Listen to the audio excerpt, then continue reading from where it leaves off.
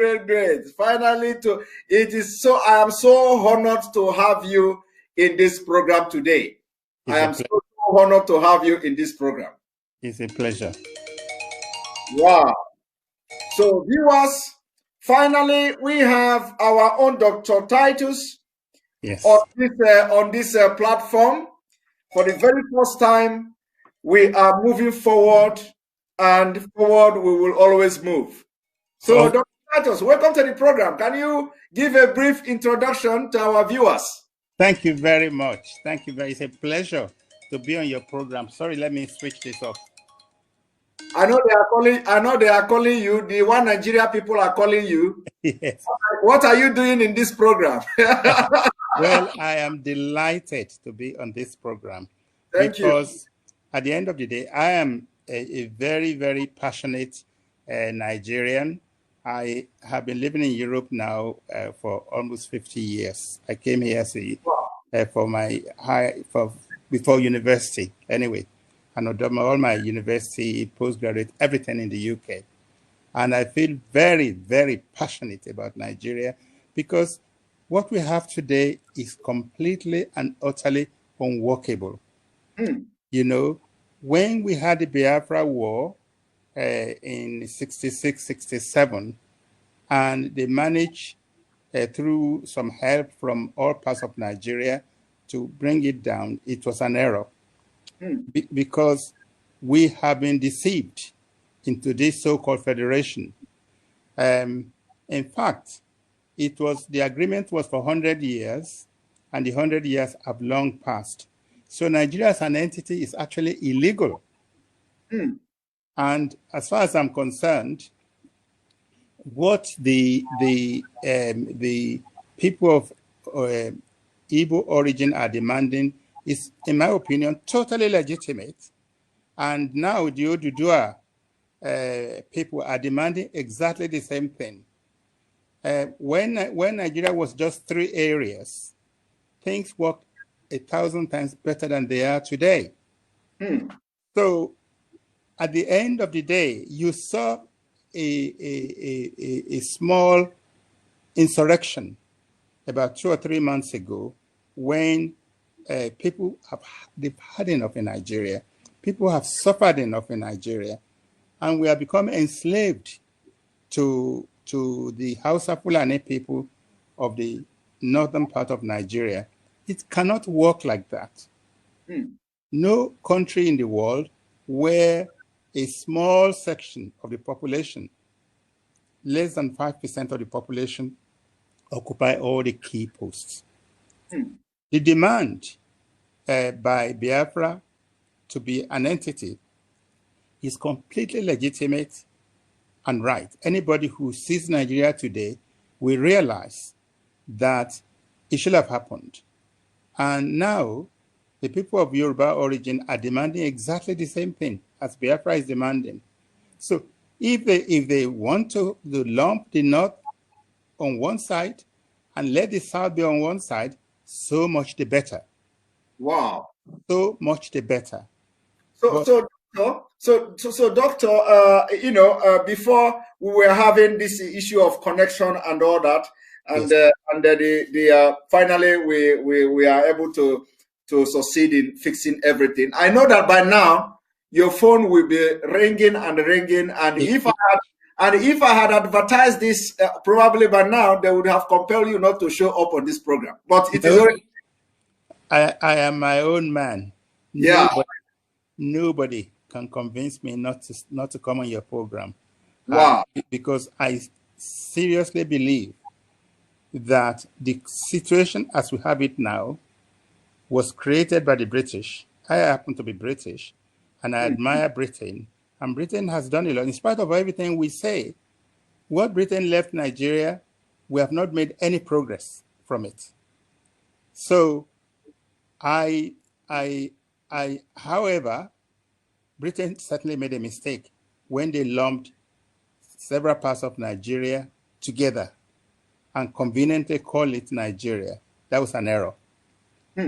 They should have had perhaps what United States have, several independent areas federated under one heading, if you like, but each area have its own budget, have its own, does what it likes, completely independent. Just as California is an independent state from Illinois or New York State, and each of these, they have their own governor, they have their own everything. They even have their own Fed.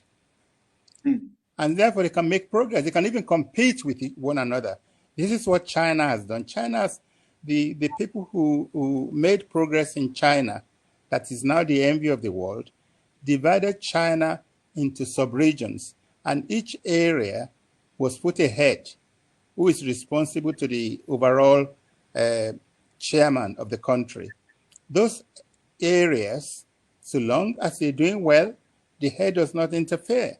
That's how China has made a progress. They have brought 840 million people out of poverty within 30 years in our own lifetime. That is unheard of in the history of mankind.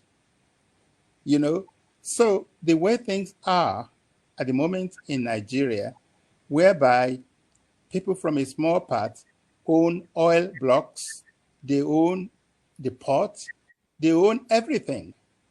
It cannot work. It's impossible to work.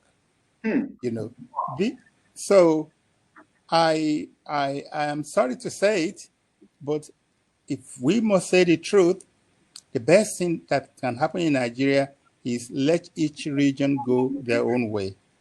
Let Biafra go, form an entity. Let Oduduwa region go, form an entity, and let the Midwest don't even want to be with the Hausa and Fulani. They don't even want to. So I think Nigeria should be divided into about 5 regions, full stop, maximum. 5 regions. And let each of those regions be completely independent. Let Biafra be completely independent. Let the Oduduwa land be completely independent. Let the Hausa people, or Hausa, Fulani, whatever they call them, let them be independent. Let's see how far they can get. The Igbos are the most enterprising race, when it comes to business. Yorubas also have their own qualities. And each of these areas can cooperate, just as you have in European Union. They can cooperate. And we don't mind cooperating with the Hausa Fulani if they want to. We don't mind. Let each area do its own thing to the best of its ability. And let's have statesmen again in Nigeria. In the days of Nnamdi Azikiwe, Obafemi Awolowo, and perhaps Sardauna of Sokoto, we had statesmen. They didn't take bribe and all these heavy things that we have nowadays. They were statesmen. They believe in their people and they want to make progress for their people. We had free education in the western part of Nigeria before many parts of Europe had it. We had a television in Ibadan before any other region in Africa had one. Even before Belgium and some European countries had TV, we had in Ibadan. Those were the days when we had it, and we didn't have all this segregation. Azikiwe contested election in Ibadan and won. He won. He was qualified and competent. But they've ruined the country. They've ruined it completely. And so I am in the same wavelength with you guys. Let, as I think Alan Payton said, let my people go. Let these areas become independent. And let us stop this nonsense of slavery. We have become slaves to the Hausa Fulani people. Wow. That's the way I feel strongly about it. Many people can call me. I'm not going to change my views. That's my view. Wow, Doctor, you know that this is a point blank. This is a point blank, and like I said, a lot of people will be shocked seeing you on this program today. Believe me, the calling will start coming after this program ended. You just made a very strong point here. You said that even in Nigeria back then, we had free education before the European Union, before some European countries. Yes, we did. We had free. Disappeared. We had free education. It was even compulsory to go to primary school when I was a child in the Western region. It was free, compulsory primary education. And then they extended it to secondary schools. And, you know, then of course we have this katakata that they had and all this coup after coup, but they still wanted to extend it to university level, free, you know, and we didn't have any oil. The oil was not important in those days, you know. So at the end of the day, they have ruined the country. And all they do is steal money. When it comes to stealing money, there's no enmity. The Hausa, the Igbo, and the Yorubas can all put their heads together and transfer the money to Dubai, to Switzerland, to the United Kingdom, to the United States. Then they become friends. And the average man in the street is suffering. Doctor, you know, one thing is that for at least you have been around for a while. Yes. You have been around for a while, and at least you know, you are regarded as somebody who, you know, you have seen, you know, different side of life. You have contributed immensely very well to the society where you live and all that, you know, for those who do not know you. But for those who know you, they know that somebody like you cannot just come and say something. And when you say something, it should be taken very seriously. So are you advising people, the elite, let us say the elite, who don't see there is a progress or that will be a progress in a divided Nigeria? Are you now advising them that it is time everybody make a U-turn and support the cause of the solution of Nigeria? Definitely. Even in Nigeria, they were calling it restructuring. Even in Nigeria, they realized that the status quo is unworkable. So they have been calling for restructuring. And the people in the North have been turning it down.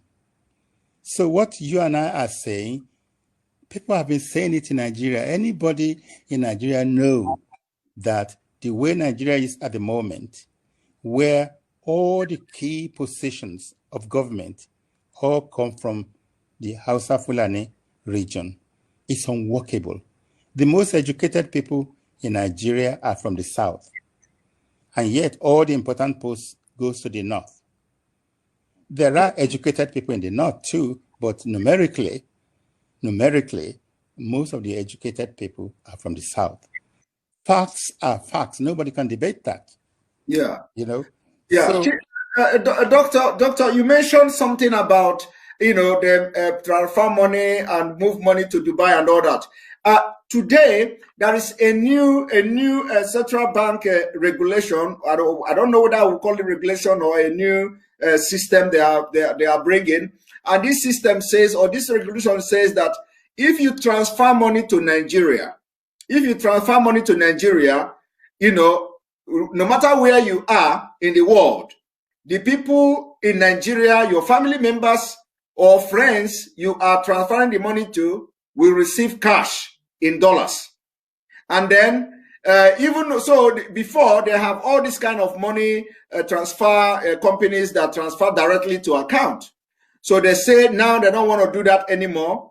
And they have stopped the money transfer to Nigeria. So if you transfer money to Nigeria now, they are going to receive dollars.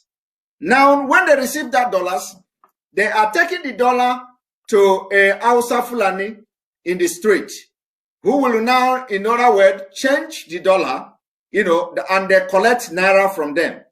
And these Hausa people will now keep that dollar.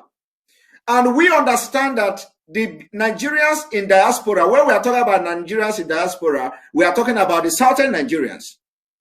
Because these are the people who, you know, remit money to Nigeria every year, the southerners. Now, and we remit about I think about 9 billion every year. About $9 billion every year.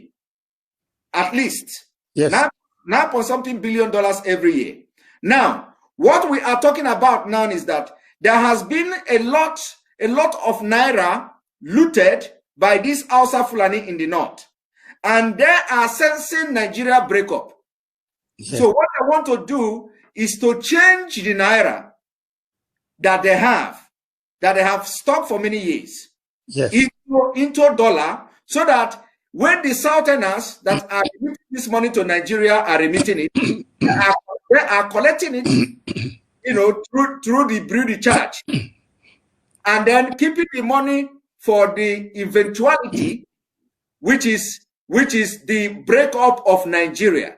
And when Nigeria is break up, the people of the South will be rendered economically useless, because the dollars will now be in control of the northern Nigeria, because they are the only people doing this change, this Bureau de Charge. So, and we have researched on this within this short period of time to know from the intelligence gathering we have. We know that they want to start civil war in Nigeria in 2022. Yes. And now, so people do not understand that this is a conspiracy to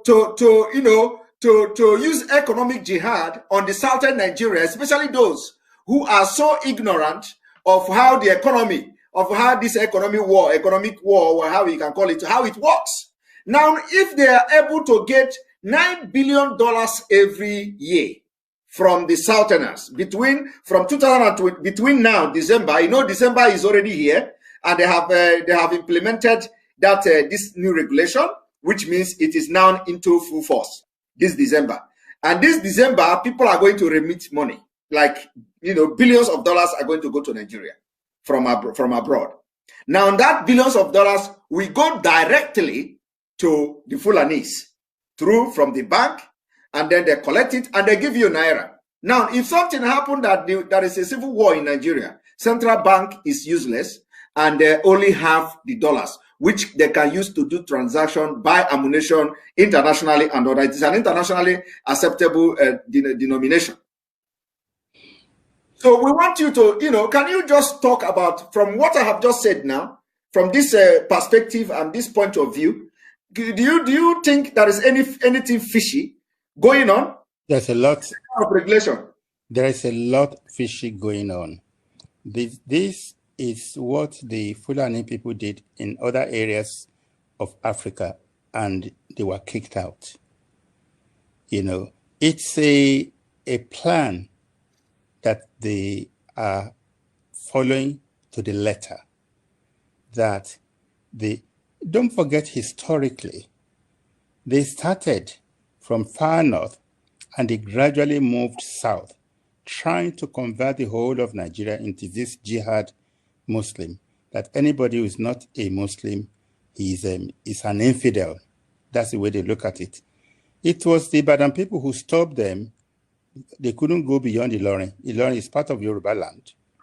But they got an emir, and Ibadan sent an army, a big army, to stop them. Otherwise, they wanted to come, to the Atlantic, to the ocean, to invade the whole of Igbo land, the whole of Yoruba land, and convert everybody forcibly, as Danfodio wanted, to become Muslim. And they don't want to stop it. Even today, they are still planning. So at the end of the day, they will not succeed. They're trying to use the money, as you correctly said, to try and acquire as much dollars as they can. Yes. But even the dollar itself, as a reserve currency, its days are numbered. The dollar is not the king it was when they had the Bretton Woods Conference in New Hampshire in 1944, when the United States imposed, because of the war, because the whole of Europe and Asia, they had depleted their resources. America was the only country standing on its feet with a surplus. And so in Bretton Woods, at the Bretton Woods Conference in 1944, United States imposed the dollar on the rest of the world, of course, supported by gold. It wasn't just a fiat currency. It was supported by gold at about $30 an ounce.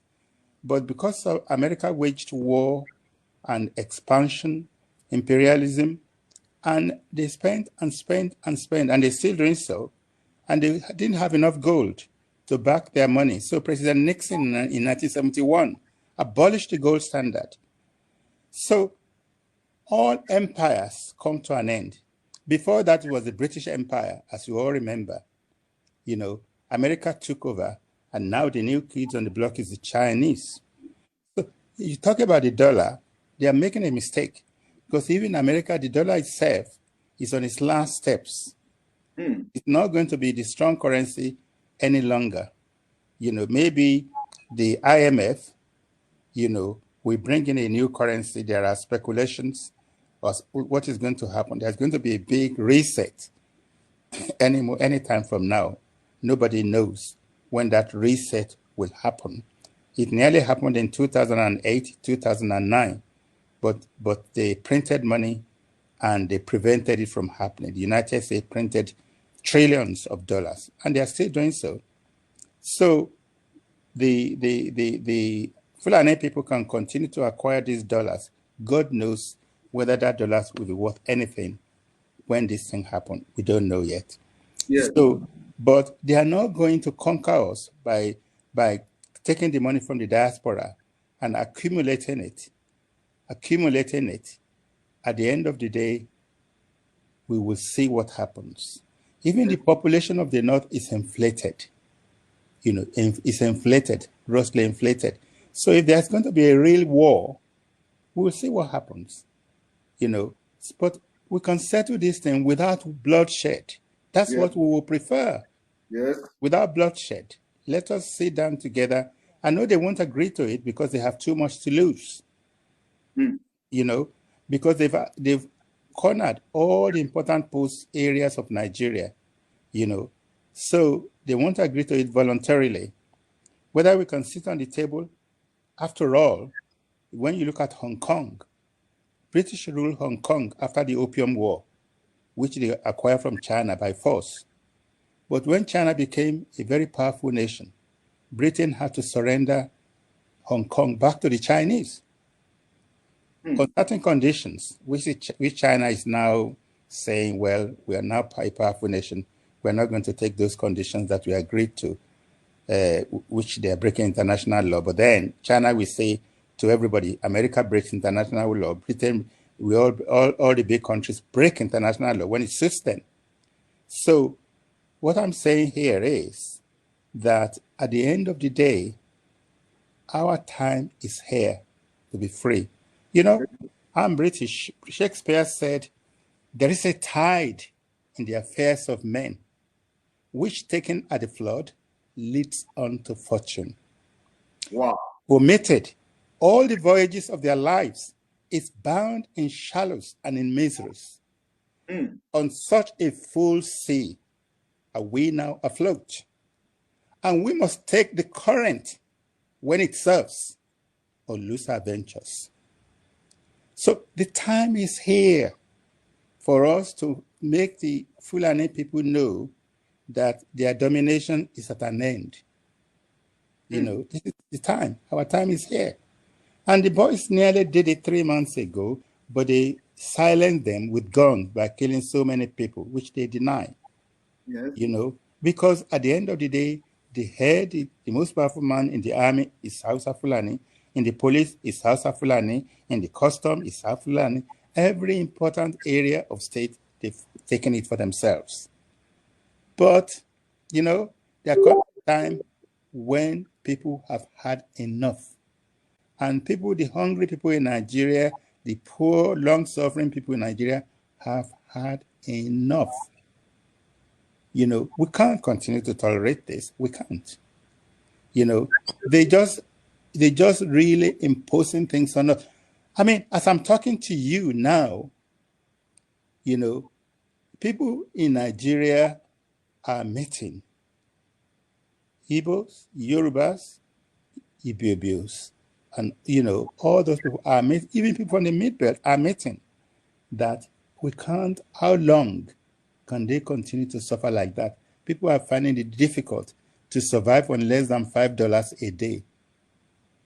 How long can people take that sort of thing when people like Dangote have got so much money?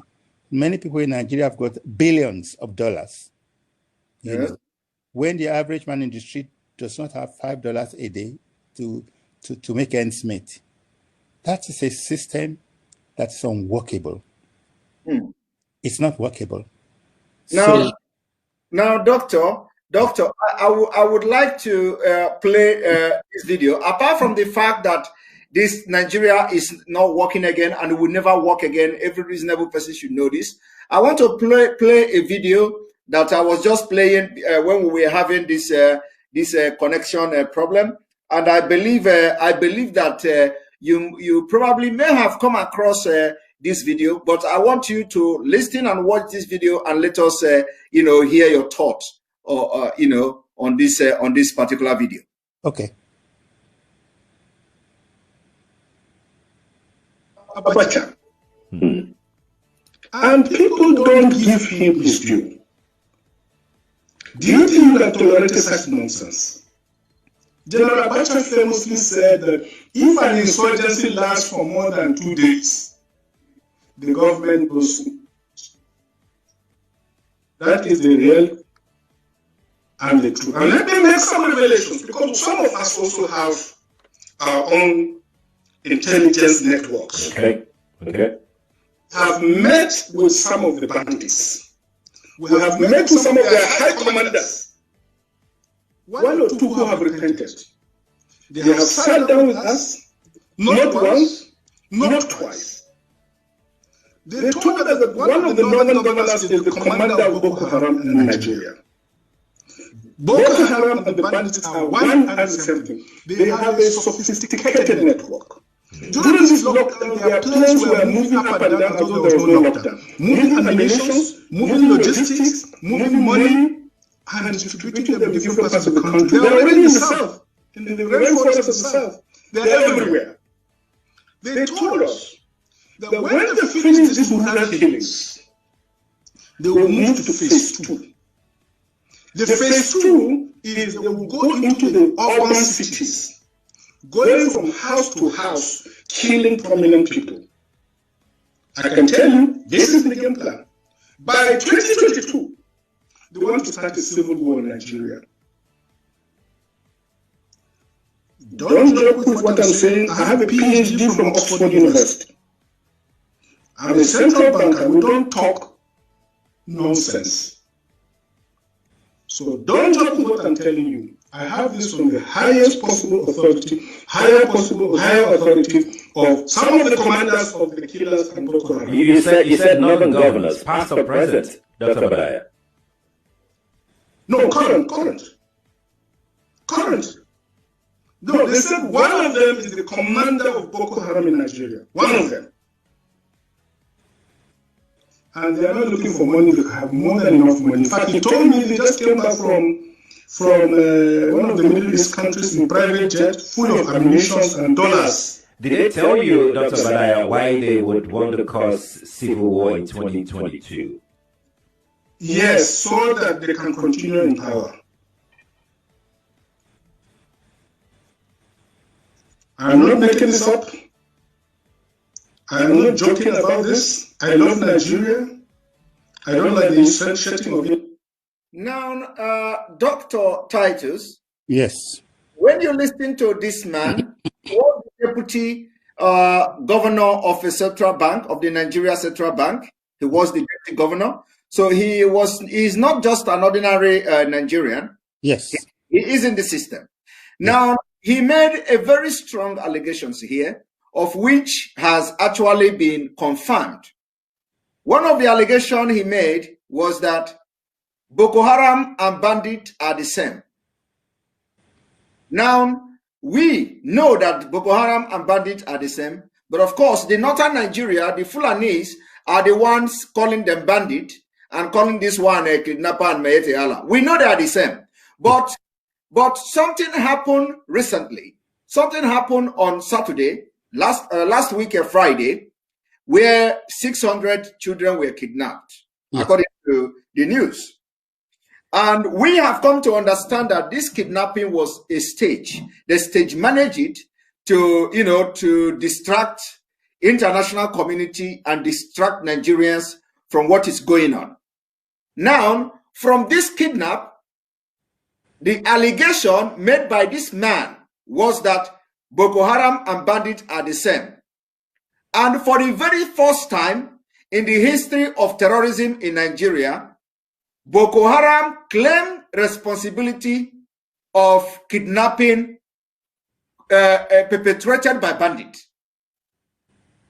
So in that regard, it means that the bandits are the Boko Haram, which confirms what this man said now, because this particular claim came from one of them who gave the information to him that bandits and Boko Haram are the same. And so we believe that they are the same. But now they kidnap these people in Katsina State, and they say the kidnappers are bandits. Now, Boko Haram came out to claim responsibility that they carried out the kidnapping, which confirmed that actually the bandits are Boko Haram. That is one. Two, this man went further to say that the governor, a serving governor in Nigeria, is the commander of Boko Haram. And a lot of people are eyeing El-Rufai, Governor El-Rufai of Kaduna. A lot of people are pointing accusing finger at him. But at the twist, we have a twist now. And the twist we have now is that the governor of Katsina State, Masari, is even, playing to, like people like us, we are suspecting that he may be the one. Because when Boko Haram claimed responsibility, he debunked it. How can a governor, when a terrorist group say, we carried out this kidnapping, you as a governor, you say, no, it is not you. It is a different terrorist group. So which means he have a first-hand information, or at least he have a solid contact with whoever that is involved in the kidnapping. For him to have come to say, it is not you, Boko Haram, it is bandit. It means that he have a direct link with them. And this governor also have had a lot of meeting and negotiations with the so-called bandit, and they even took pictures. And the pictures are everywhere. It is not hidden. Now, that is number two. Number three is that he went further to say that from the source of this information, they are going to start by, after dealing with the people in rural area, they are going to come to the urban area and start killing prominent Nigerians. Yes. Then number four, he went further to say by 2022, they want to start civil war in Nigeria. And when you look at this, claims from this man, you find out that everything is building up according to what he just said.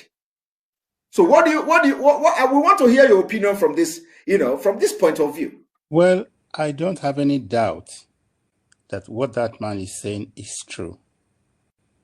We have suspected this all along. Boko Haram is nothing if it's not backed by people in power, people in key places. They receive their funding from the top. I don't know how much you follow the news. In the last 4 weeks, it came out that in the I think it's Dubai, one of those countries, they actually identified somebody getting a lot of dollars for Boko Haram. The guys was jailed through Interpol, and they have their backers at the top of government in Nigeria. This was confirmed by this Middle East country that stopped the funding. They confiscated a lot of several millions of dollars, which were meant for Boko Haram. This is in the last 6 weeks. And they have intelligence that people at the top in Nigeria are behind it, giving all this money to Boko Haram. So what that man is saying is true.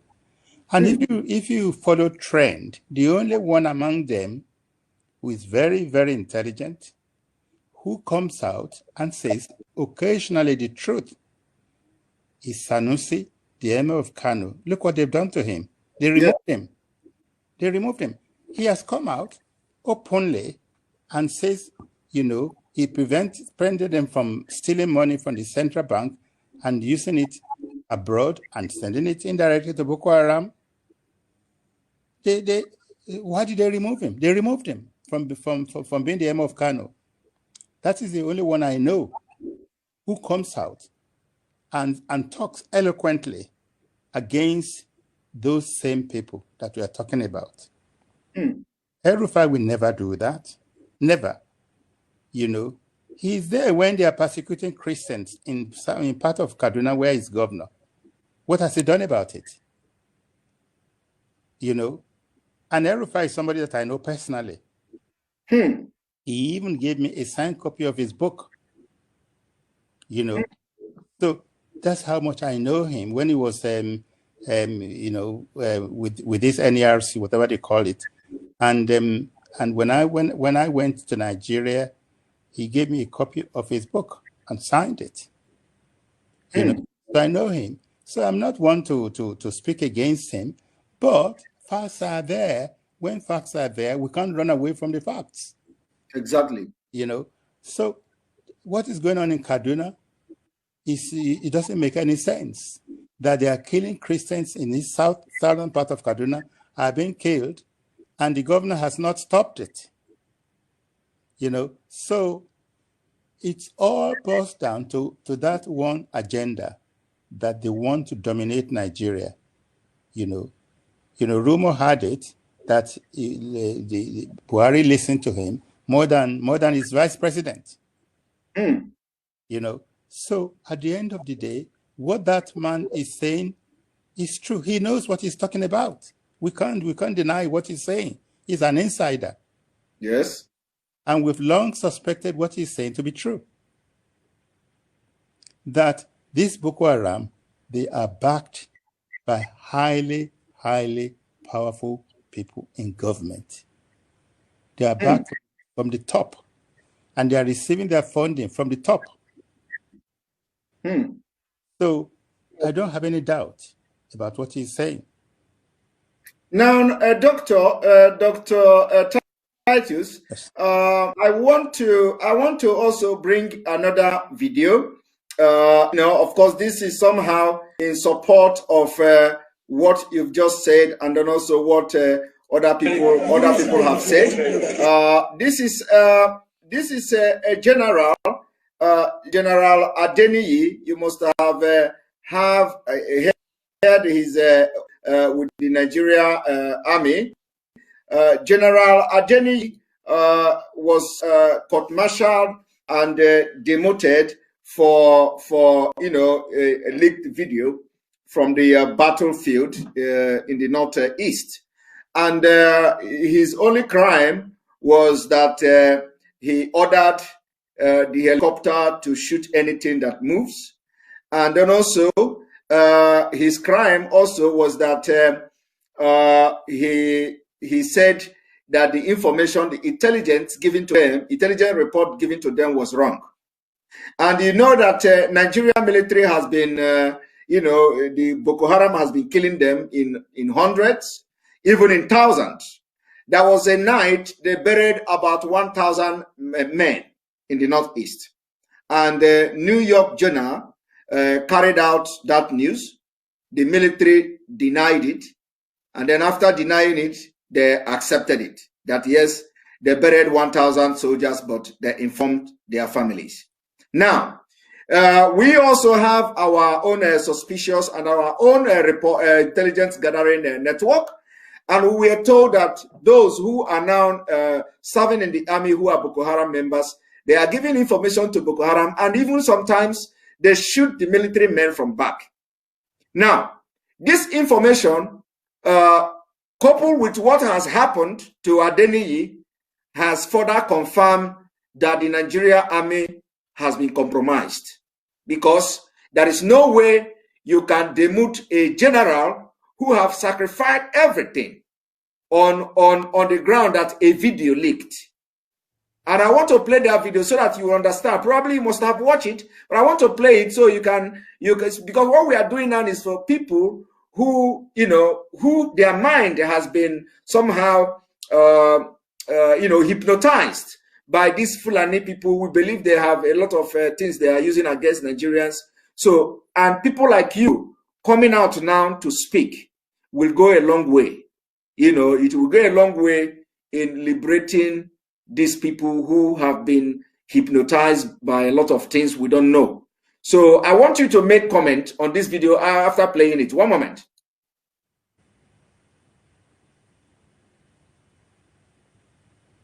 Everybody, put your weapon on safety. Say, why you are telling before they put your regular? That is not the time to start. Look at me. That is the time to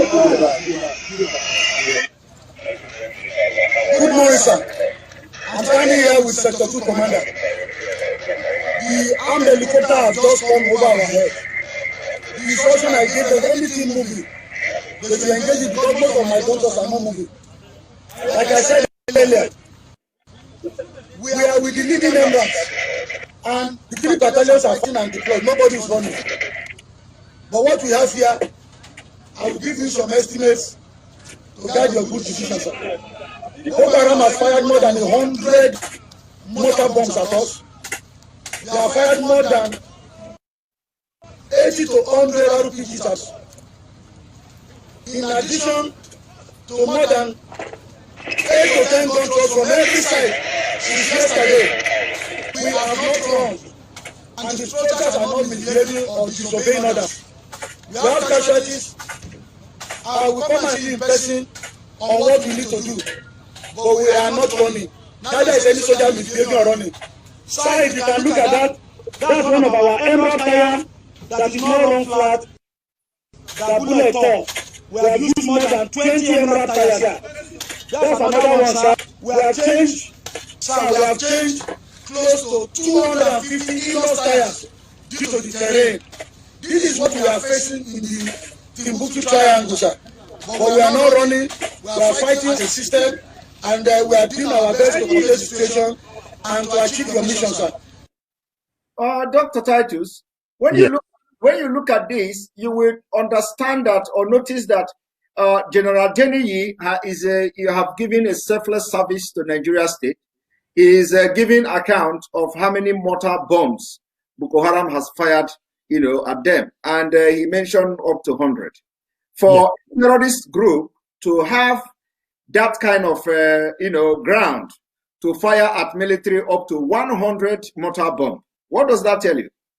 It tells you that these Boko Haram are highly, highly organized and heavily funded. The amount of ammunition they have is unbelievable. They are very organized, and it's a plan by people at the top. And at the end of the day, the Nigerian army, they are not sufficiently funded, and the little money they are given, the people at the top just divide it among themselves and award contracts, of which most of the money is stolen and hidden abroad, which is unfortunate. So the poor people on the ground, they don't have enough ammunition to fight Boko Haram. It's a losing battle, and the only way that they can stop Boko Haram is to stop the funding. If we change the people at the top and we have a fair representation, Boko Haram will be finished. You stop their funding and they are finished. There's a limit to how much they can kidnap people for ransom, because at the end of the day, if there's an insurrection against them, they will be killed. So, in Yoruba land, they form Amatekun at one stage, that if these people come and the way they won one village, everybody will surround them and they will kill them all. But they are heavily armed because they have more funding than anybody can imagine, and they have support at the top. Their support goes to the head of state himself. That is how strong they are. you know. So, and, you know, it's high time that we people in the South, we speak with one voice. You know, we have people like Baba Obasanjo, but what he's pro the North, he's pro them. And even when they make Osibajo the vice president, what power does he have? Nothing. Nothing. He hasn't got any power. You know, it's all the Hausa Fulani people who have all the power. And now and again, they allow a Southerner to be president, like when Obasanjo was president twice. And even after he left office, he still continued to be kingmaker, you know, having meetings with them. So we are not speaking with one voice. If we speak with one voice, who is Boko Haram? They can get nowhere, you know. But we need to have a whole system change in Nigeria. The whole system needs to change, you know, and the situation whereby the luxury items like oil wells and things like that belong to everybody in Nigeria, and it's been sold to just a few people, most of them from the North. Which nation in the world does that? Nobody does that. So we need to change the system completely. You know, it's what we call democracy or capitalism. At this stage of our development in Africa is not appropriate for us.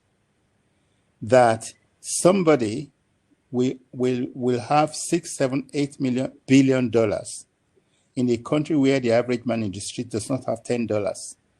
It's not appropriate. It's not. That's what they did in China. You know, China is becoming capitalist now, but it started from a situation whereby they redistributed their wealth. You know, it's like a baby who doesn't know how to crawl, and you're expecting to run 100 meters race.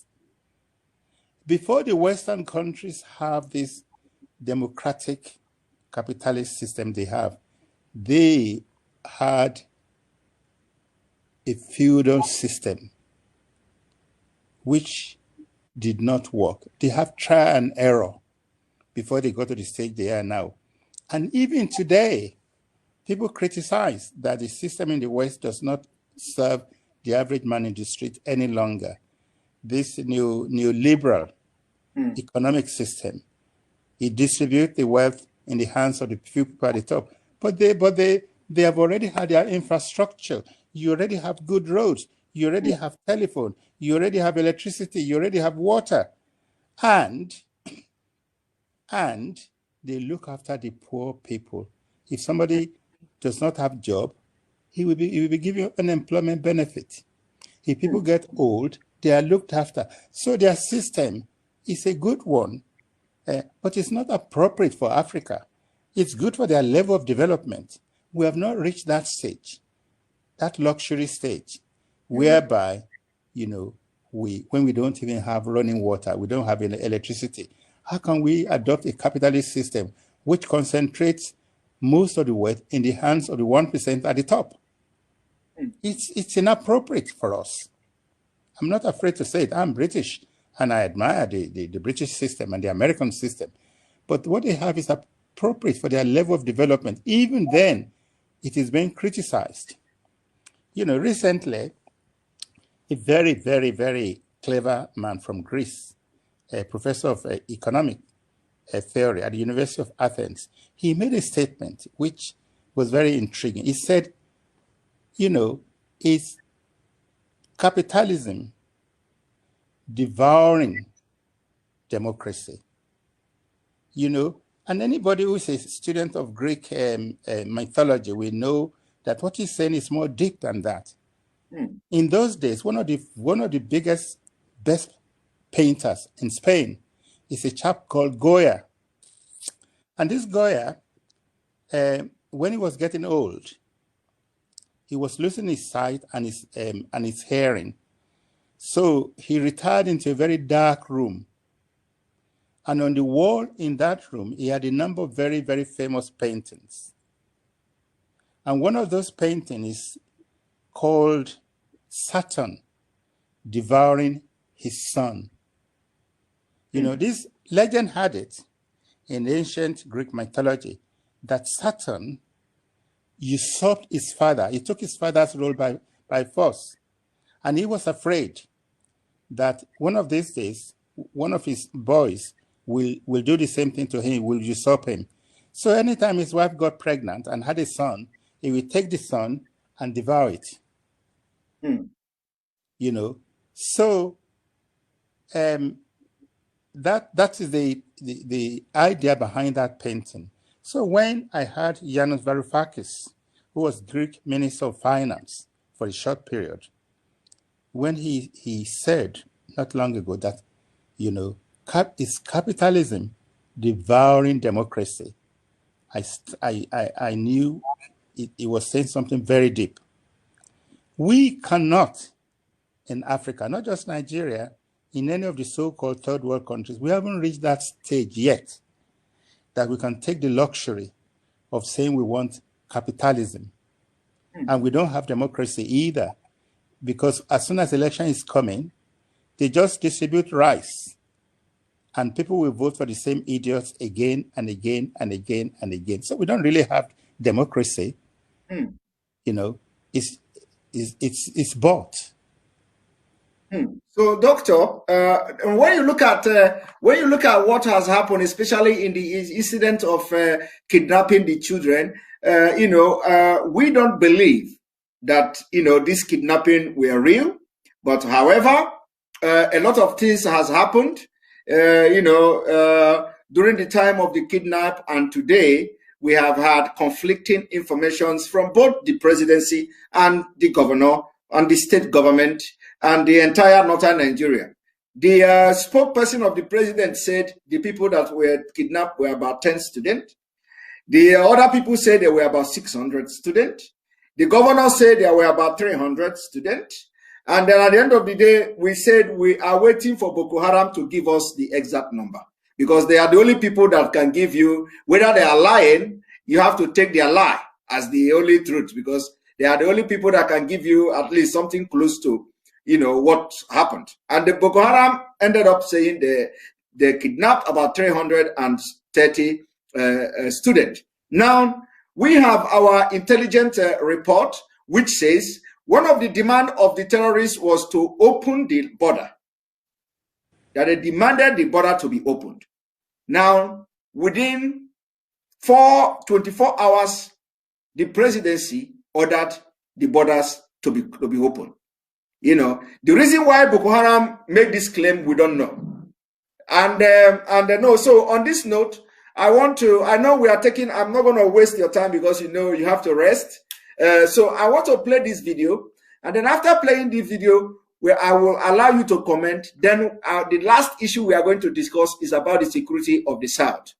The Biafrans, under the leadership of Mazi Nnamdi Kanu, has formed a security outfit called the Eastern Security Network. And he get the idea from the Amotekun to back up Amotekun and all that, because we know that the southern Nigeria now, they have infiltrated the area, and they are waiting for the order to be given.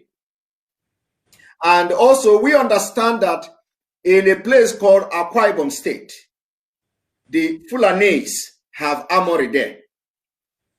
Of course, this is not issue I will make public, because they know, so that they should know that we have knowledge of what is going on there. We know what the military are doing there, because the military are the one bringing these arms to them, and we know where they are packing them. Now, having all this intelligence gathering, having all this report we have, which are actually factual and verifiable, the Biafra people have set up a security outfit. And so after this video, I would like you to make comments on this. So I'm going to play this video now. One moment.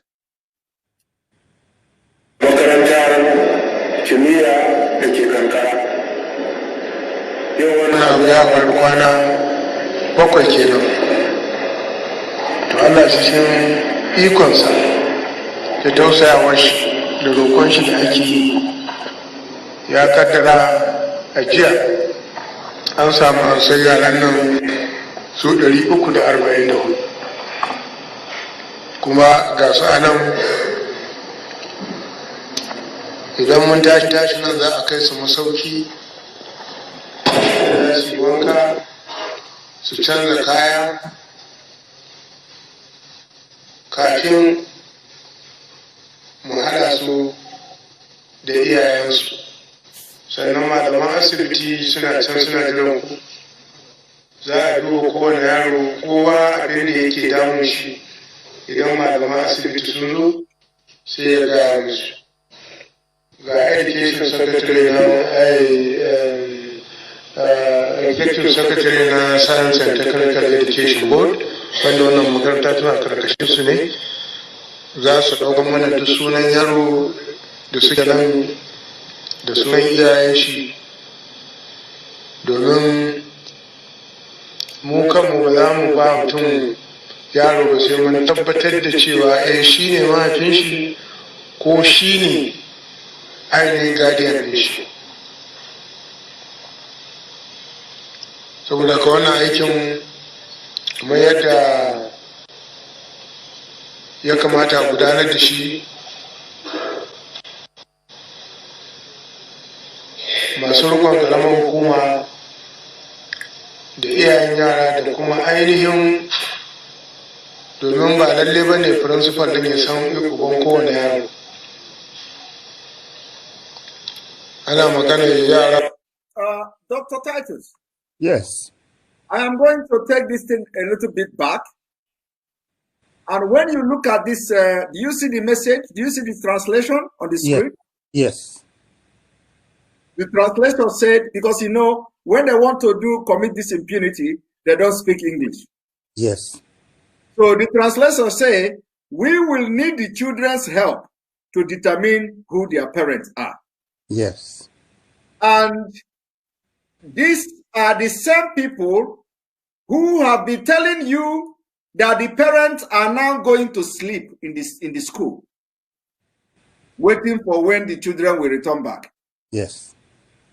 Did you see that they have lied and this is fake? The whole thing is staged. They're just trying to score cheap points in the eyes of the Western world. You know, the thing is staged. You know, how come these children were kidnapped, but they were released so quickly? The Chibok girls, half of them are still not been identified or found. Some of them have got pregnant. Some of them have been killed. But in this particular instance, and they deny that they didn't give any ransom to the kidnappers. But we know it's all a pack of lies. And as you said, they opened the borders. So we don't really have leadership in Nigeria. You know, the leaders we have are part and parcel of this insurgent group. You know, it's a cartel, you know, and they have support from the highest level. That's my observation for what it's worth.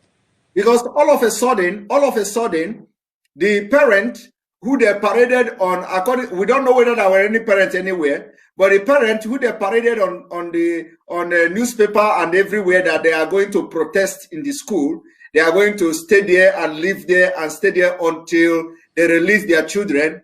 Now, the governor is saying that they need the help of the children to identify who their parents are. Yes. And we are even suspecting that these children may not even be Nigerians. No. They are Amajiris who are coming from who they have gathered to stage this whole thing, and most of them may come from Niger Republic. We don't know. So the whole thing is very suspicious, to put it mildly. Let us continue with that video, because I'm just watching the video for the very first time.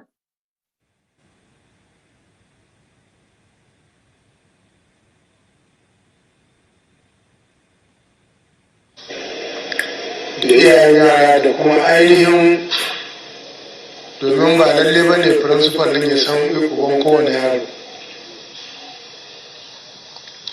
Ana magana yara 869 banda 'yan aji 3 na senior secondary school da 'yan aji 3 na junior secondary school.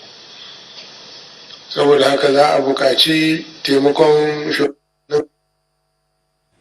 kansu yara na tantance suwaye iyayensu ko kuma suwaye masu rikonsu.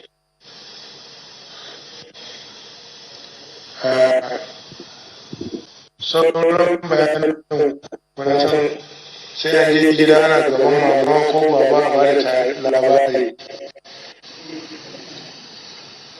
na abin da ya faru. To amma ku sani wannan rayuwa ce wadda ku fara, kuma wahalar da kuka samu ta kwana 7 da juyayi da tashin hankali da kuka gani, yana tabbatar muku da iyayenku da mu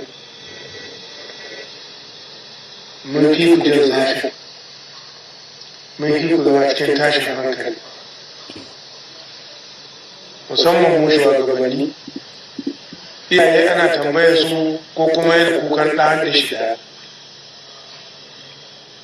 Ni ina kukan yara 300 da wani abu da ba gansu, wanda kuma duk nauyin yara ta ga wuyan ma a matsayin mu da shugabanni. To mun gode wa Allah cikin rahamarsa da ikonsa da ya kaddara Allah ya dawo mana da ku cikin da rayuwarku ba tare da tun ɗaya ya salwanta. Wannan ba wayo ba ne, ba hikima ba ne.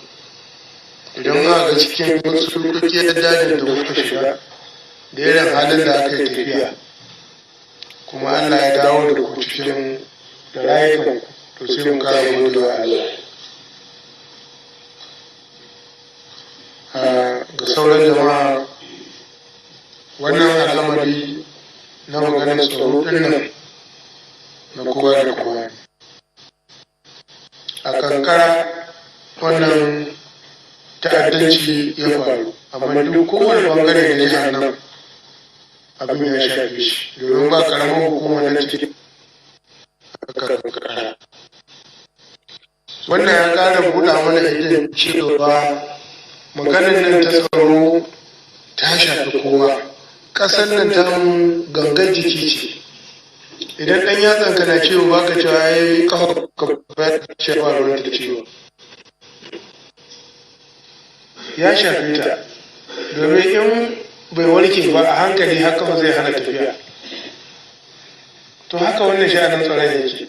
Kowa na da rawar da zai taka, kuma yana da abin da zai kai. Ko da ba ka iya komi, to kai kyakkyawar addu'a, kar ka zanna kana zagi, ka yi addu'a. Masifa ce Allah ya kawo mana wannan kasar, so mu ci istighfari, mu tuba wa Allah, mu bar abubuwan da muke yi waɗanda muka san sabani ne, domin Allah ya ce shi baya canza muku daga ni'imar shi sai kuma kun canza halaye.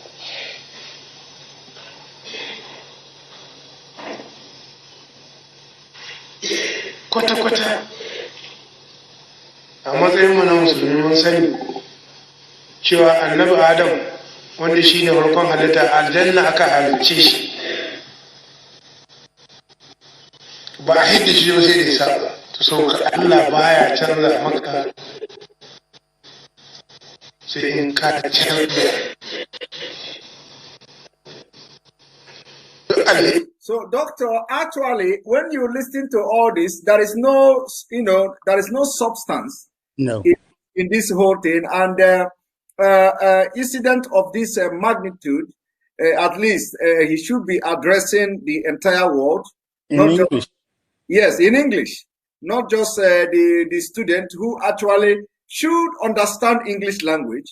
Yes. At secondary school in Nigeria, they do speak English, yes.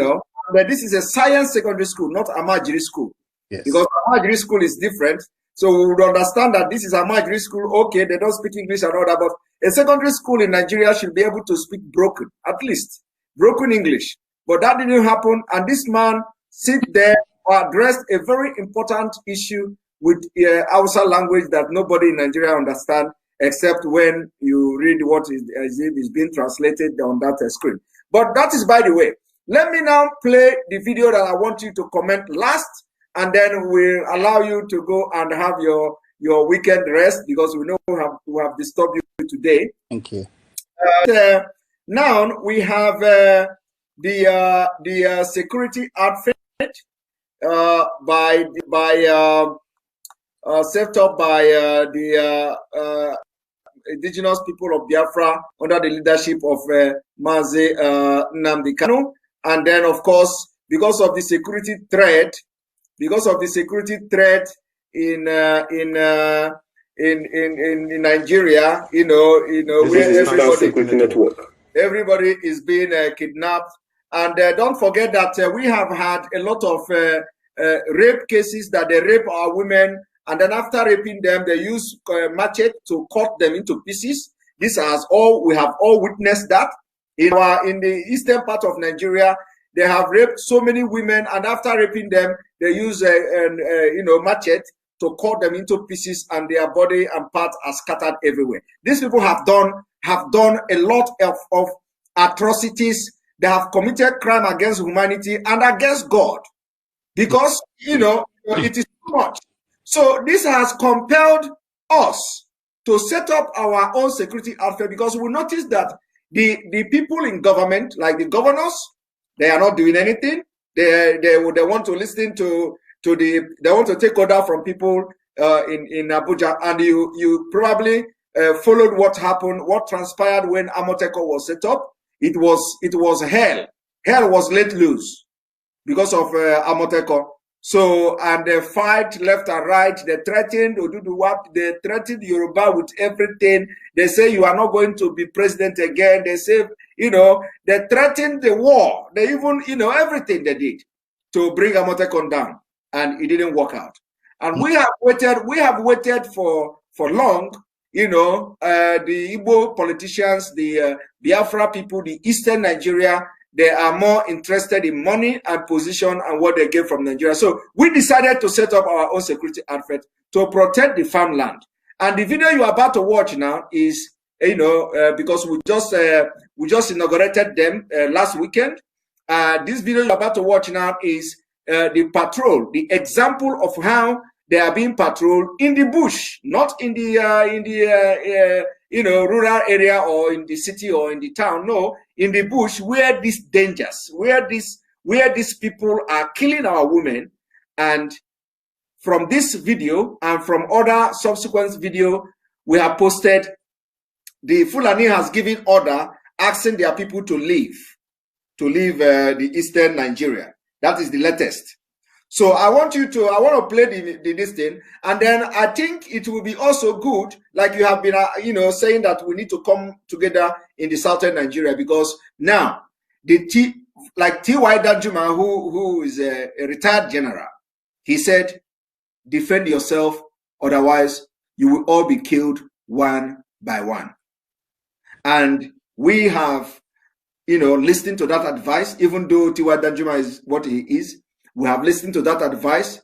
Everybody has come to realize that the python they fed is now turning against them. And T.Y. Danjuma is one of those who fed the python. Gowon was part of those who fed the python, and the python is now eating their people as well. So let us listen to this video and watch it very clearly. Anambra State Command on patrol. Patrolling our farms to make sure there is adequate security for our mothers to farm, our women, to make sure there is no crime anymore in our country, in this old eastern region.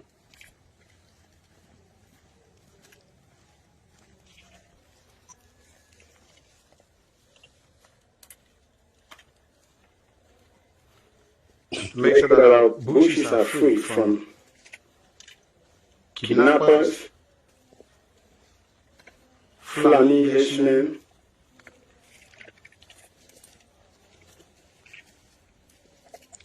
killings of any kind, to make sure they stop it in Old Eastern region.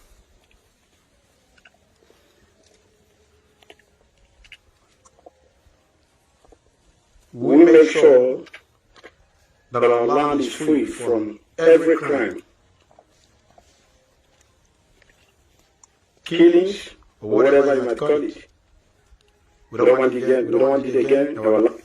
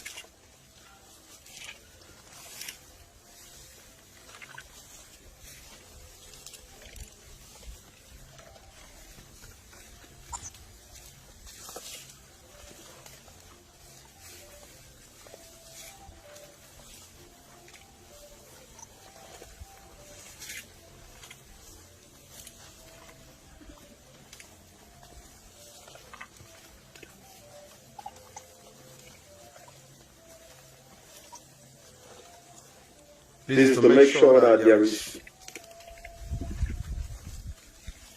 adequate security for all the Old Eastern Zone.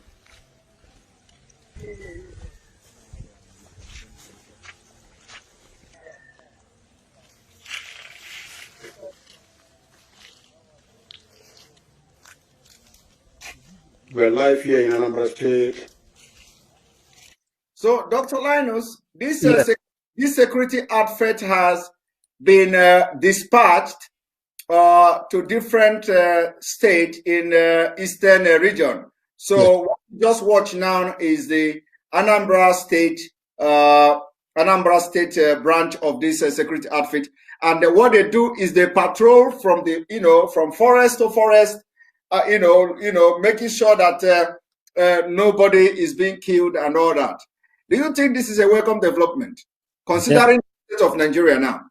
I don't have the slightest doubt that that is a very good development. That is what Amatekun is supposed to do. Any human being have a right to defend themselves. There is nobody who will sit idle when their people are being raped, are being killed, have been traumatized, and do nothing. Complicity, doesn't do any good. So, Nigerian state government will not and cannot defend its people. At the end of the day, people have to defend themselves. We have, even in developed countries like Britain, where we have effective police, effective army, certain areas have got people who patrol their area from thieves, from bandits. Even in a developed country like Britain, that thing operates and is within the law. If the government of Nigeria is either unwilling or unable to defend its people, then people have to find a way to defend themselves. Thank you very much. Thank you very much. Doctor, you have just, dropped the whole thing. Now I want you to, give advice to those who call themselves our elite. What kind of advice do you want to give them? Just because they are going to watch this video. Most of them are watching you right now. And I know that if I had advertised that you are coming to this program, they are going to make sure they disturb you with cause so that you will not show up. They have done it to several people, and they are going to continue to do it. So we want you, because you are a very upright man and, a well-respected man. A lot of people don't even know you, but those who know you now, those who know you, know who you are. So can you, give us a kind of advice to those who are yet contemplating, who are still contemplating on, oh, okay, maybe we will have to try Nigeria once more, or, so give them advice. They need to know that if you disintegrate Nigeria, it is for progress. It is for security of life and properties of people. Yes, thank you. Well, where I'm coming from is very, very simple. We used to blame our ills on colonialism, that, oh, it's Britain, that divided us, that didn't leave us in good state. We have been free for 60 years. And Nigeria, apart from very superficial thing, is no better than it was when I was a child. So we have tried this federal structure called Nigeria, and after 60 years, it hasn't worked. It's not rocket science. Anybody just have to look. I know there are people who are, in inverted commas, patriotic and want us to keep Nigeria as an entity at all costs. But it's not an open secret that the people in the north are hell-bent on leading the country and only superficially allow people from the south to become so-called president. The only instances when you've had people in the south becoming president have happened by accident. These are since we lost our freedom. It has happened by accident, whether it was Obasanjo or Jonathan. Don't forget that Jonathan became head of state because somebody died. Yes. Obasanjo seized power because he was in the military, And all the non-Northerners have done so by accident and with cooperation from their Northern friends and with promise to let them steal as much money as they can possibly steal. So I am not an anarchist. I'm just talking common sense that I have friends who are Muslims. I have friends who are Christians. I have friends who have no religion. So I'm not against any religion as such. I also have friends who are Hausa. I have friends who are Igbo. I have friends who are Yoruba. I have friends who are non-Nigerians. So I don't really believe in discriminating against any particular person, either because of their language or their sex or whatever you want to call it. However, facts are facts, and we cannot run away from those facts. What we are seeing in Nigeria appears to be a conspiracy of one small section that is hell-bent on dominating the rest. And in my own book, I don't call that fair. I'm all for fairness, and people should get things because they are qualified to do the job, not because they are Hausa or they are Igbo or they are Yoruba, But the situation that has progressed over these last 60 years have reached a stage whereby if we are going to tell the truth, it's unworkable, in my humble opinion. Therefore, my feeling, for what it's worth, is that people should be allowed to go their own way. If we must have a federal unit, okay, so be it, but let's have Nigeria divided into no more than 5 areas. And each of those areas should be completely autonomous. They should have the funds that they can use as they please to develop their own area of Nigeria. And then let us see what happens. You will see that the country will change, that people are not going to be appointed because they are Hausa or Fulani or because they are Yoruba or because they are Igbo. Because each state will have their own independence, just as you have in the federal structure called United States. That is about the time for that has come. That's why I quoted William Shakespeare for you when he said there is a tide in the affairs of men, which taken at the tide leads on to fortune. This is our time. We have to come to our senses that this present situation has not worked and is not going to work. So let us go back to basics. Let Biafra be a region. Let Oduduwa land be a region. Let there be a middle belt, and let the north go east and west. Let's have 5 areas, and let each of these areas rule themselves the way they like and the way they know how to. Yes. That's what I know. That's what I feel. I'm not against anyone. As I said, I even told that I know El-Rufai in person. I'm not against him, but I'm against anybody persecuting another religion that is not their own. I'm against that. But I'm not against a person as such. Yes. You know, if there's anything, I even like this ex-governor of the Central Bank of Nigeria, who was ousted from the Emir of Kano. I like the man because the man seemed to talk sense. You know, whether it's Hausa Fulani is irrelevant.